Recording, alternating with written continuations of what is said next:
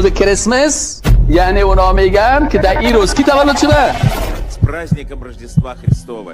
بچه خدا تولد شده. ما دیگر ناچاریم، ما ضروریم که در هر یک رسم هاشون، در هر یک ایده هاشون مقصد اونها را تبریک بگیم، تهنیه بگیم. این حالا وقتی که تو برازو میگی مبارک چی مانا؟ یعنی مبارک ولادت بچه خدا. و بسیاری کساس اینی عمق گپ نمیفهمن، نام خدا مفتی میمانه، مفت گپ زده میره. مفت باید گپ نزنه کسی، حداقل عقیده خدا بفهمه که اینی چی مانا میده. آیا او نصرانی که میکنه، آیا او تجلیل میکنه امروز از ولادت عیسی مسیحی که پیغمبر است؟ برو پرسانش کن، حداقل استادش کن، بگو برادر امیر روز کی تولد شده؟